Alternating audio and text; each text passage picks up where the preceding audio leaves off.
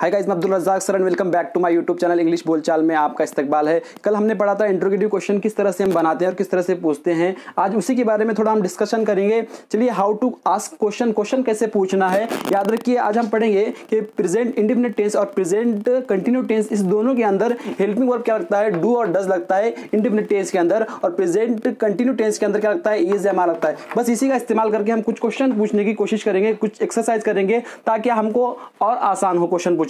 चलिए हम शुरू करते हैं। यहाँ पर सबसे पहले मैंने सवाल लिखा है कि क्या तुम पढ़ते हो। क्या लिखा हुआ है, क्या तुम पढ़ते हो। इसके लिए याद रखिए, क्वेश्चन बनाते वक्त में, क्वेश्चन पूछते वक्त में क्या करते हैं, सबसे पहले हम हेल्पिंग वर्ब का इस्तेमाल होते हैं। इसको यहाँ दो बातें इसके अंदर ध्यान रखना है हमको। क्या दो बातें याद रखना है, सबसे पहले इसका सब्जेक्ट देखना है और दूसरा जो है ये कौन से टेंस में आता है। अब इसको पहचानने का आसान तरीका क्या है, ता ती ते। अगर उर्दू मीडियम वाला हमारा तरीका अगर देखेंगे तो ता ती ते अगर है तो समझना है कि प्रेजेंट इंडेफिनिट टेंस है। क्या समझना है हमको, ता ती ते अगर है तो क्या करना है कि ये कौन सा टेंस है, प्रेजेंट इंडेफिनिट टेंस है।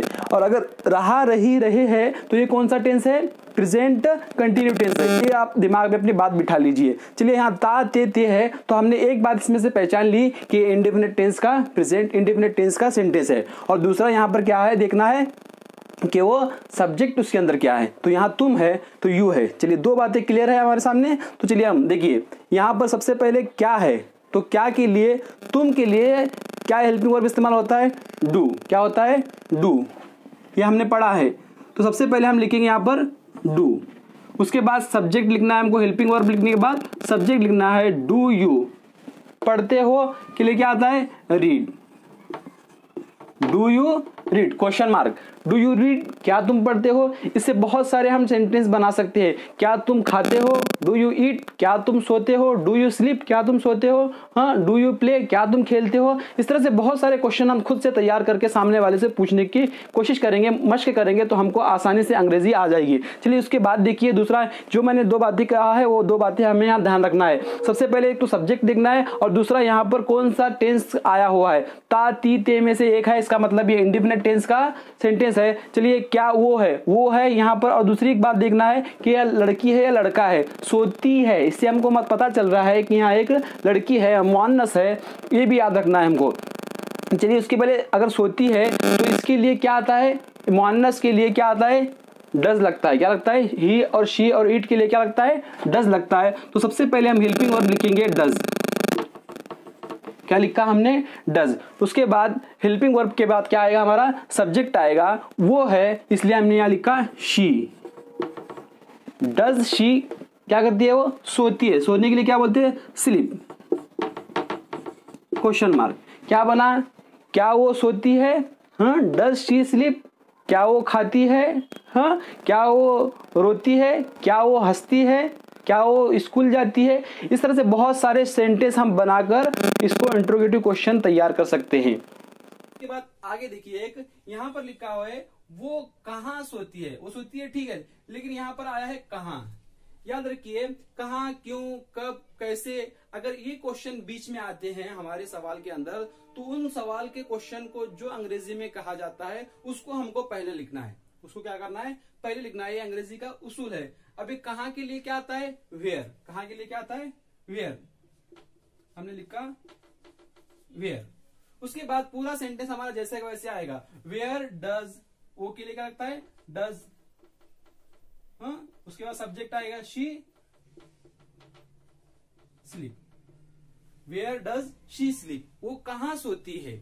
यहां पर भी ती आया है ना, हाँ। Where does she sleep. उसके बाद तुम कब जागते हो। यहां पर भी देखिए कब आया है, तुम कब जागते हो। यहां पर भी कब आया है। अब कब के लिए क्या इस्तेमाल करते हैं हम, सबसे पहले वो देखना है हमको। अगर सेंटेंस के अंदर कहाँ, क्यों, कब, कैसे, हाँ, कौन अगर आया है, कहाँ आया है, तो हम क्या करेंगे, सबसे पहले उसको हम लिखेंगे। अब कब के लिए क्या बोलते हैं, वेन।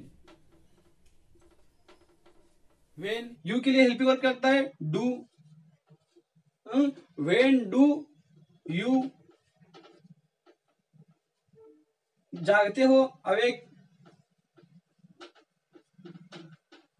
क्या बना, वेन डू यू अवेक, तुम कब जागते हो, तुम कब खाते हो, तुम कब सोते हो, तुम क्या कब पीते हो। इस तरह से हम बहुत सारे क्वेश्चन तैयार करके उसको इस्तेमाल कर सकते हैं। उसके बाद देखिए, क्या तुम बात कर रहे हो। यहाँ पर क्या है, क्या तुम बात रहे हो, अगर रहे हो आता है तो ये हमारा कौन सा टेंस है? कंटिन्यू टेंस है, ये बात याद रखना है। अब कंटिन्यू टेंस है मतलब हमको इसमें से कोई हेल्पिंग वर्ब लगने वाला है अभी, इज एम आर में से कोई एक हेल्पिंग वर्ब लगेगा। तो चलिए किसको क्या लगता है, हमको पहले से पता है। हाँ, यू के लिए क्या, यू के लिए क्या लगता है हेल्पिंग वर्ब? क्या लगता है? आर लगता है। यू के लिए हेल्पिंग वर्ब आर लगता है।